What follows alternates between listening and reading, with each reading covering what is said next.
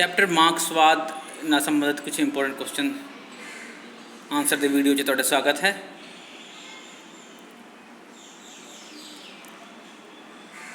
ਪਹਿਲਾ ਇੱਕ ਮਾਰਕਸ ਵਾਲੇ ਕੁਐਸਚਨ, ਇਹਨਾਂ ਵਿੱਚੋਂ ਕਿਸ ਨੂੰ ਵਿਗਿਆਨਕ ਸਮਾਜਵਾਦ ਦਾ ਪਿਤਾਮਾ ਕਿਹਾ ਜਾਂਦਾ ਹੈ? ਉੱਤਰ ਹੈ ਕਾਰਲ ਮਾਰਕਸ। ਅਗਲਾ ਪ੍ਰਸ਼ਨ ਹੈ, ਕਾਰਲ ਮਾਰਕਸ ਦਾ ਜਨਮ ਕਿੱਥੇ ਹੋਇਆ? France, Germany, England, Italy. उत्तर है जर्मनी। अगला प्रश्न है, कार्ल मार्क्स ने भौतिक द्वंद्ववाद का विचार किस तो ग्रहण किया? उत्तर है हीगल तो। अगला प्रश्न है, मार्क्सवाद समर्थक है संवैधानिक साधन का, लोकतंत्री साधन का, हिंसक साधना का, प्रेम और सद्भावनावां का? हिंसक साधना का। अगला प्रश्न है, मार्क्सवाद अनुसार किहड़ियां शक्तियां समाजिक परिवर्तन लई जिम्मेवार हैं? ते आर्थिक शक्ति। 100 आर्थिक शक्ति। कार्ल मार्क्स धर्म के विरोधी सन, सही जां गलत? तो बिल्कुल सही। कार्ल मार्क्स अनुसार मजदूर वर्ग की तानाशाही एक स्थायी अवस्था है। ये मजदूर वर्ग की तानाशाही एक स्थाई यानी कि पक्की अवस्था है, ये गलत है। कार्ल मार्क्स कहते कि भी मजदूर वर्ग की तानाशाही होएगी, उस तो बाद सब कुछ वैनिश हो जाएगा और जिस दे विच होएगा कि भी क्लासलैस सोसाइटी हो जाएगी। तो उस विच ना कोई मजदूर रहेगा ना कोई कैपिटलिस्ट रहेगा इस तरीके नाल। तो इस तरह तानाशाही की एक अवस्था जरूर आती है, पर वो गलत है, अस्थाई अवस्था नहीं है, वो भी परिवर्तनशील अवस्था है। कार्ल मार्क्स अनुसार राज एक ज़रूरी बुराई है, सही या गलत? गलत, क्योंकि स्टेटलेस सोसाइटी की गल करते हैं मार्क्स। अगला प्रश्न है, राज पूंजीपतियों के हाथ विच एक खिडौना है, शोषण का यंत्र है।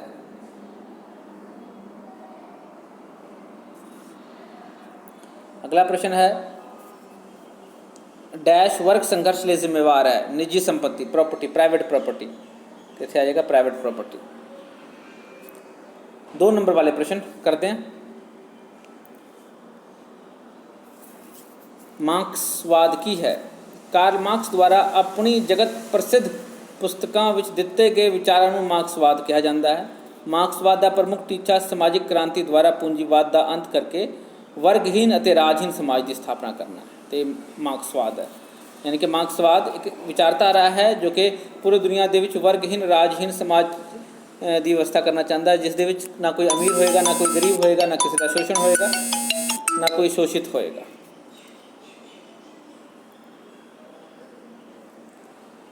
अगला प्रश्न है, कार्ल मार्क्स दी कोई 2 रचनावां दे नाम लिखो। तो कम्युनिस्ट मैनीफेस्टो ते दास कैपिटल।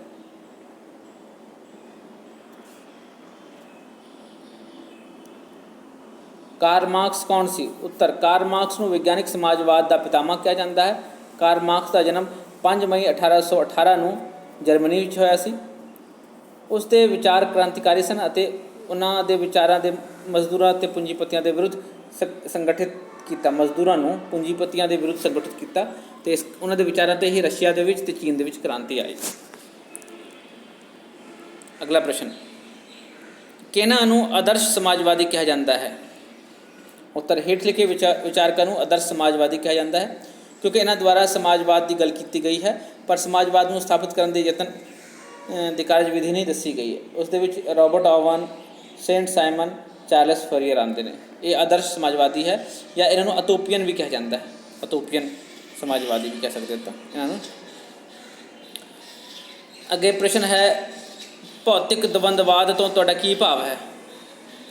हीगल पहला विचारक सी जिस द्वारा ये दसिया गया कि समाजिक परिवर्तन क्यों हो रहे हैं और उस अनुसार विचार ही समाजिक परिवर्तन लिए जिम्मेवार सन। कार्ल मार्क्स अनुसार विचार के थां ते पदार्थ हर प्रकार के परिवर्तन का कारण सी। ते इस तरीके नाल एक पदार्थ जिहड़ा कारण है ये भौतिक द्वंद्ववाद है। भौतिक मतलब पदार्थ, द्वंद्ववाद विचार नहीं पदार्थ। जो भी बदलाव होंदे ये पदार्थ के कारण होंदे हैं, यानी कि ਇੱਕ ਵਰਗ ਦਾ ਕੰਟਰੋਲ ਹੁੰਦਾ ਹੈ ਪਦਾਰਥ 'ਤੇ ਔਰ ਉਹ ਸਾਰੇ ਜਿਹੜਾ ਹੈ ਜਿਹੜਾ ਚੇਂਜ ਲਈ ਬਦਲਾਵ ਲਈ ਉਹ ਚੀਜ਼ ਔਰ ਪੂੰਜੀ ਪੈਸਾ ਇਕਨੋਮਿਕ ਸਾਧਨ ਇਹ ਜ਼ਿੰਮੇਦਾਰ ਹੁੰਦੇ। ਵਾਧੂ ਮੁੱਲ ਦਾ ਕੀ ਅਰਥ ਹੈ? ਕਾਰਲ ਮਾਰਕਸ ਅਨੁਸਾਰ ਕਾਰਲ ਮਾਰਕਸ ਆਪਣੇ ਸਿਧਾਂਤ ਨਾਲ ਇਹ ਸਿੱਧ ਕਰਨਾ ਚਾਹੁੰਦਾ ਹੈ ਕਿ ਪੂੰਜੀਪਤੀ ਕਿਸ ਪ੍ਰਕਾਰ ਮਜ਼ਦੂਰਾਂ ਦਾ ਸ਼ੋਸ਼ਣ ਕਰਦੇ ਹਨ ਅਤੇ ਮਜ਼ਦੂਰਾਂ ਨੂੰ ਦਿੱਤੀ ਗਈ ਮਜ਼ਦੂਰੀ ਅਤੇ ਵਸਤੂ ਦੇ ਬਾਜ਼ਾਰ ਮੁੱਲ ਦੇ ਅੰਤਰ ਨੂੰ ਵਾਧੂ ਮੁੱਲ ਕਿਹਾ ਗਿਆ ਹੈ। ਇਹੀ ਕਾਰਲ ਮਾਰਕਸ ਦੇ ਵਾਧੂ ਮੁੱਲ ਦਾ ਸਿਧਾਂਤ ਹੈ। ਕਾਰਲ ਮਾਰਕਸ ਦੇ ਧਰਮ ਸੰਬੰਧੀ ਕੀ ਵਿਚਾਰ ਸਨ? ਕਾਰਲ ਮਾਰਕਸ ਦਾ ਧਰਮ ਵਿੱਚ ਕੋਈ ਵਿਸ਼ਵਾਸ ਨਹੀਂ ਸਨ। ਉਸ ਦਾ ਮੰਨਣਾ ਸੀ ਕਿ ਧਰਮ ਵੀ ਪੂੰਜੀਪਤੀ ਦੇ ਨਾਲ ਮਿਲ ਕੇ ਮਜ਼ਦੂਰਾਂ ਦਾ ਸ਼ੋਸ਼ਣ ਕਰਦਾ ਹੈ ਅਤੇ ਧਰਮ ਦੇ ਪ੍ਰਭਾਵ ਹੇਠ ਮਜ਼ਦੂਰ ਆਪਣੀ ਸਥਿਤੀ ਲਈ ਪੂੰਜੀਪਤੀਆਂ ਨੂੰ ਦੋਸ਼ੀ ਨਾ ਮੰਨ ਕੇ ਆਪਣੀ ਕਿਸਮਤ ਨੂੰ ਕੋਸਦੇ ਹਨ ਅਤੇ ਉਹਨਾਂ ਨੂੰ ਸਮਾਜਿਕ ਕ੍ਰਾਂਤੀ ਵੱਲ ਲਿਜਾਣ ਤੋਂ ਧਰਮ ਰੋਕਦਾ ਹੈ। ਧਰਮ ਅਫੀਮ ਵਾਂਗ ਹੈਗਾ ਅਤੇ ਇਸ ਲਈ ਧਰਮ ਨੂੰ ਛੱਡ ਦੇਣਾ ਚਾਹੀਦਾ। ਕਾਰਲ ਮਾਰਕਸ ਦੇ ਨਿੱਜੀ ਸੰਪत्ति ਸੰਬੰਧੀ ਵਿਚਾਰ ਲਿਖੋ।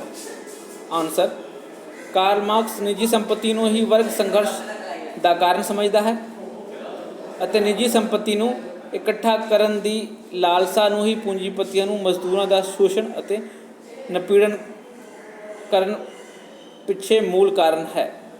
ਇਸ ਲਈ ਕਾਰਲ ਮਾਰਕਸ ਨਿੱਜੀ ਸੰਪत्ति ਨੂੰ ਖਤਮ ਕਰਨਾ ਚਾਹੁੰਦੇ ਹਨ। ਕਾਰਲ ਮਾਰਕਸ ਨਿੱਜੀ ਸੰਪत्ति ਦੇ ਵਿਰੁੱਧ 'ਚ ਹਨ। ਕਹਿੰਦੇ ਹਨ ਕਿ ਸਾਰੇ ਸੰਪत्ति ਦੀ ਨੈਸ਼ਨਲਾਈਜੇਸ਼ਨ ਹੋ ਜਾਣੀ ਚਾਹੀਦੀ ਹੈ। ਹਰ ਇੱਕ ਬੰਦਾ ਕੰਮ ਕਰੇਗਾ ਅਤੇ ਉਸਨੂੰ ਉਸਦੀ ਲੋੜ ਦੇ ਮੁਤਾਬਿਕ ਵੇਤਨ ਮਿਲੇਗਾ। ਅੱਗੇ ਕਾਰਲ ਮਾਰਕਸ ਨੇ ਸਮਾਜਿਕ ਵਿਕਾਸ ਦੀਆਂ ਉਹ ਕਿਹੜੀਆਂ ਅਵਸਥਾਵਾਂ ਦੱਸੀਆਂ ਹਨ ਜਿਨ੍ਹਾਂ ਵਿੱਚ ਨਿੱਜੀ ਸੰਪत्ति ਨਾਂ ਦੀ ਸੰਸਥਾ ਮੌਜੂਦ ਨਹੀਂ ਸੀ ਔਰ ਨਾ ਹੋਵੇਗੀ? ਉਹ ਦੱਸੀ ਹੈ। ਨੰਬਰ 1 ਆਦਿਮ ਸਮਾਜਵਾਦੀ ਅਵਸਥਾ, ਆਦਿਮ ਸਾਮਵਾਦੀ ਅਵਸਥਾ ਅਤੇ ਆਉਣ ਵਾਲੀ ਸਾਮਵਾਦੀ ਅਵਸਥਾ। ਆਦਿਮ ਮਤਲਬ ਸ਼ੁਰੂਆਤੀ ਦੌਰ 'ਚ ਔਰ ਇਹ ਆਏਗੀ ਕ੍ਰਾਂਤੀ ਤੋਂ ਬਾਅਦ ਜਿਹੜੀ ਬਣੇਗੀ ਉਹ। ਕਾਰਲ ਮਾਰਕਸ ਅਨੁਸਾਰ ਰਾਜ ਕਿਵੇਂ ਲੁਪਤ ਹੋਵੇਗਾ? ਕਾਰਲ ਮਾਰਕਸ ਅਨੁਸਾਰ ਕਿਉਂਕਿ ਰਾਜ ਵਰਗ ਸੰਘਰਸ਼ ਦੇ ਸਿੱਟੇ ਵਜੋਂ ਹੋਂਦ ਵਿੱਚ ਆਇਆ ਹੈ ਅਤੇ ਉਦੋਂ ਤੱਕ ਬਣਿਆ ਰਹੇਗਾ ਜਦੋਂ ਤੱਕ ਵਰਗ ਸੰਘਰਸ਼ ਜਾਰੀ ਹੈ, ਪਰ ਵਰਗ ਸੰਘਰਸ਼ ਦੇ ਖਾਤਮੇ ਨਾਲ ਹੀ ਰਾਜ ਵੀ ਲੁਪਤ ਹੋ ਜਾਵੇਗਾ। ਹੁਣ 4 ਮਾਰਕਸ ਵਾਲੇ ਕੁਐਸਚਨ। ਕਾਰਲ ਮਾਰਕਸ ਦੀ ਇਤਿਹਾਸ ਦੀ ਆਰਥਿਕ ਜਾਂ ਭੌਤਿਕਵਾਦੀ ਵਿਆਖਿਆ ਦਾ ਕੀ ਅਰਥ ਹੈ?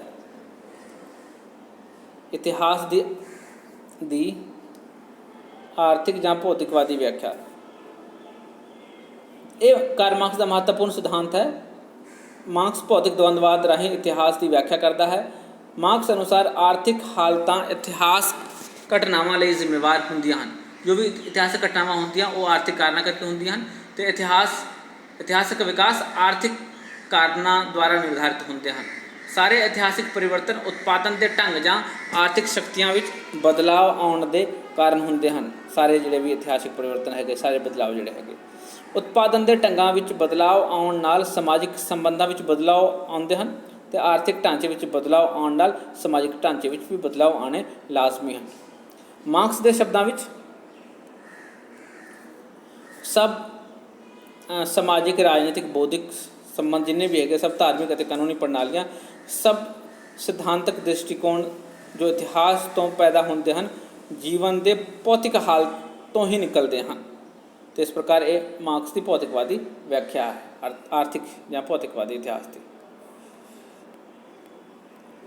ਮਾਰਕਸ ਦੇ ਸਿਧਾਂਤ ਵਰਗ ਸੰਘਰਸ਼ ਦੀ ਵਿਆਖਿਆ ਕਰੋ। ਵਰਗ ਸੰਘਰਸ਼ ਕੀ ਹੈ? ਮਾਰਕਸ ਕਹਿੰਦੇ ਹਨ ਕਿ ਵਰਗ ਸੰਘਰਸ਼ ਦਾ ਸਿਧਾਂਤ ਉਸਦੇ ਇਤਿਹਾਸ ਦੇ ਆਰਥਿਕ ਵਿਆਖਿਆ ਦੇ ਸਿਧਾਂਤ ਦਾ ਨਤੀਜਾ ਹੈ। ਇਤਿਹਾਸ ਦੇ ਹਰ ਇੱਕ ਪੱਧਰ 'ਤੇ ਸਮਾਜ ਦੇ 2 ਵਿਰੋਧੀ ਵਰਗ ਵਿੱਚ ਵੰਡਿਆ ਹੈ। 2 ਵਿਰੋਧੀ ਵਰਗ ਹੁੰਦੇ ਹਨ। ਇੱਕ ਸ਼ੋਸ਼ਕ ਵਰਗ ਹੁੰਦਾ ਹੈ ਅਤੇ ਇੱਕ ਸ਼ੋਸ਼ਿਤ ਵਰਗ ਹੁੰਦਾ ਹੈ। ਜਿਸ ਵਰਗ ਦਾ ਉਤਪਾਦਨ ਦੇ ਸਾਧਨਾਂ 'ਤੇ ਕੰਟਰੋਲ ਹੁੰਦਾ ਹੈ ਉਹ ਮਾਲਿਕ ਹੁੰਦਾ ਹੈ ਅਤੇ ਜਿਹੜਾ ਵਰਗ ਸਾਧਨਾਂ ਰਹਿਤ ਹੁੰਦਾ ਹੈ ਉਹ ਗੁਲਾਮ ਜਾਂ ਦਾਸ ਕਿਹਾ ਜਾਂਦਾ ਹੈ। ਜਿਸ ਕੋਲ ਆਰਥਿਕ ਸ਼ਕਤੀ ਭਾਵ ਉਤਪਾਦਨ ਦੇ ਸਾਧਨਾਂ 'ਤੇ ਕੰਟਰੋਲ ਹੈ, ਰਾਜ ਸੱਤਾ ਵੀ ਉਸ ਦੇ ਨਾਲ ਹੁੰਦੀ ਹੈ ਜਿਸ ਦੇ ਪ੍ਰਯੋਗ ਦੁਆਰਾ ਉਹ ਆਪਣੇ ਹਿੱਤਾਂ ਦੀ ਰੱਖਿਆ ਕਰਦਾ ਹੈ। ਪੂੰਜੀਵਾਦੀ ਵਿਵਸਥਾ ਵਿੱਚ ਵੀ 2 ਵਿਰੋਧੀ ਹਿੱਤ ਵਾਲੇ ਵਰਗ ਪਾਏ ਜਾਂਦੇ ਹਨ ਅਤੇ ਜਿਨ੍ਹਾਂ ਵਿਚਕਾਰ ਲਗਾਤਾਰ ਵਰਗ ਸੰਘਰਸ਼ ਚੱਲਦਾ ਰਹਿੰਦਾ ਹੈ। ਇਸ ਸੰਘਰਸ਼ ਦਾ ਅੰਤ ਉਸ ਸਮੇਂ ਹੋਏਗਾ ਜਦ ਮਜ਼ਦੂਰ ਵਰਗ ਪੂੰਜੀਪਤੀਆਂ ਦੇ ਵਿਰੁੱਧ ਸਮਾਜਿਕ ਕ੍ਰਾਂਤੀ ਅਤੇ ਵਰਗ ਦੀ ਤਾਨਾਸ਼ਾਹੀ ਦੁਆਰਾ ਉਹਨਾਂ ਦਾ ਅੰਤ ਕਰ ਦੇਵੇਗਾ ਤਾਂ ਹੀ। ਤੇ ਇਹੀ ਵਰਗ ਸੰਘਰਸ਼ ਹੈ, ਵਰਗ ਸੰਘਰਸ਼ ਦਾ ਸਿਧਾਂਤ ਹੈ ਮਾਰਕਸ ਦਾ। ਮਜ਼ਦੂਰ ਵਰਗ ਦੀ ਤਾਨਾਸ਼ਾਹੀ ਦਾ ਕੀ ਅਰਥ ਹੈ? ਮਾਰਕਸ ਕਹਿੰਦੇ ਹਨ ਕਿ ਸਮਾਜਿਕ ਕ੍ਰਾਂਤੀ ਦੀ ਸਫਲਤਾ ਤੋਂ ਬਾਅਦ ਰਾਜ ਸੱਤਾ ਮਜ਼ਦੂਰਾਂ ਦੇ ਹੱਥ ਵਿੱਚ ਆ ਜਾਵੇਗੀ ਅਤੇ ਸਮਾਜਵਾਦੀ ਅਨੁਸਾਰ ਰਾਜ ਇੱਕ ਸ਼ੋਸ਼ਣ ਦਾ ਯੰਤਰ ਹੈ। ਸਮਾਜਿਕ ਕ੍ਰਾਂਤੀ ਤੋਂ ਪਹਿਲਾਂ ਇਹ ਪੂੰਜੀਪਤੀਆਂ ਦੇ ਹੱਥ ਵਿੱਚ ਸੀ ਅਤੇ ਇਸ ਦੁਆਰਾ ਪੂੰਜੀਪਤੀਆਂ ਨੇ ਮਜ਼ਦੂਰਾਂ ਦਾ ਸ਼ੋਸ਼ਣ ਕੀਤਾ। ਪਰ ਹੁਣ ਰਾਜ ਸੱਤਾ ਉੱਤੇ ਕਿਉਂਕਿ ਮਜ਼ਦੂਰਾਂ ਦਾ ਕੰਟਰੋਲ ਹੈ ਅਤੇ ਜਿਸ ਲਈ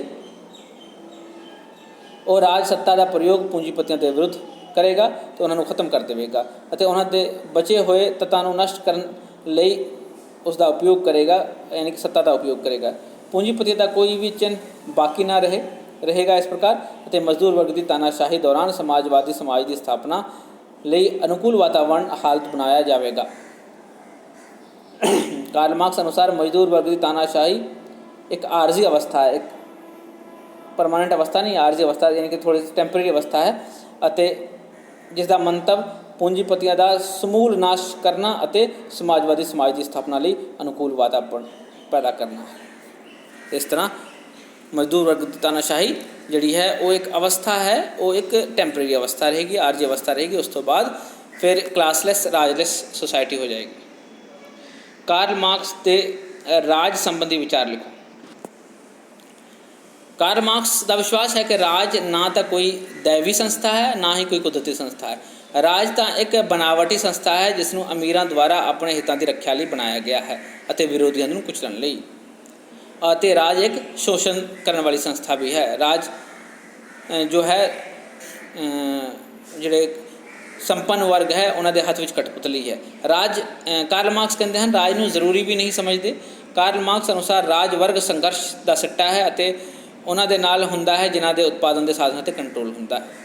ਕਿਉਂਕਿ ਇਹ ਵਰਗ ਸੰਘਰਸ਼ ਵਿੱਚੋਂ ਉਪਜਿਆ ਹੈ, ਇਸ ਲਈ ਵਰਗ ਸੰਘਰਸ਼ ਦੇ ਖਾਤਮੇ ਨਾਲ ਹੀ ਇਸ ਦਾ ਵੀ ਖਾਤਮਾ ਹੋ ਜਾਏਗਾ, ਇਹ ਵੀ ਅਲੋਪ ਹੋ ਜਾਏਗਾ। ਜਦੋਂ ਮਜ਼ਦੂਰ ਪੂੰਜੀਪਤੀ ਦੇ ਵਿਰੁੱਧ ਸਮਾਜਿਕ ਕ੍ਰਾਂਤੀ ਦਾ ਸਹਾਰਾ ਲੈ ਕੇ ਉਹਨਾਂ ਦਾ ਸਮੂਲ ਵਿਨਾਸ਼ ਕਰ ਦੇਣਗੇ ਅਤੇ ਸਮਾਜ ਵਿੱਚ ਇੱਕੋ ਹੀ ਵਰਗ ਰਹੇਗਾ, ਮਜ਼ਦੂਰ ਵਰਗ ਦਾ ਹੋਏਗਾ।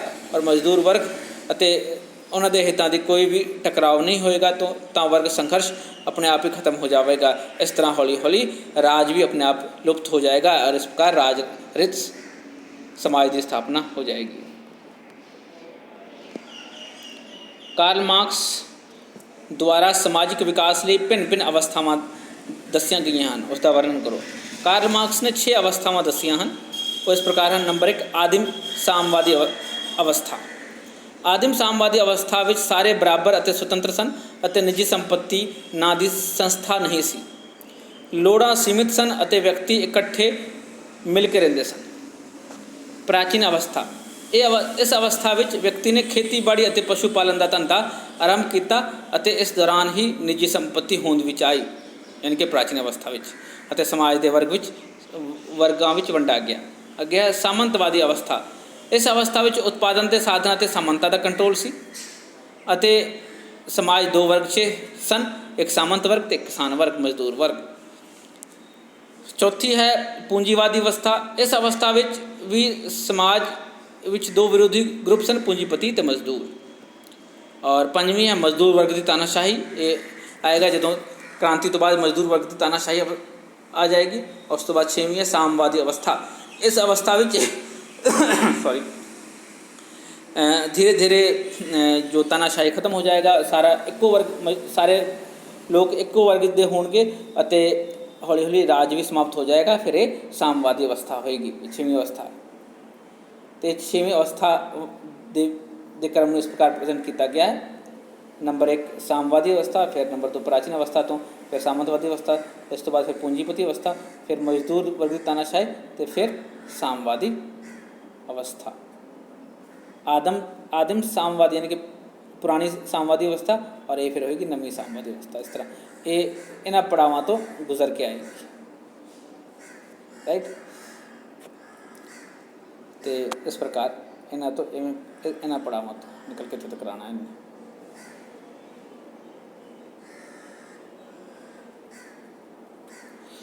ਅਤੇ ਇਹ ਸਨ ਕਾਰਲ ਮਾਰਕਸ ਦੇ ਵਿਚਾਰਾਂ 'ਤੇ ਆਧਾਰਿਤ ਮਾਰਕਸਵਾਦ ਵਿਚਾਰ ਦੇ ਕੁਝ ਪ੍ਰਸ਼ਨ ਉੱਤਰ। ਮਿਲਦੇ हैं फिर अगले video. Till then take care, bye bye.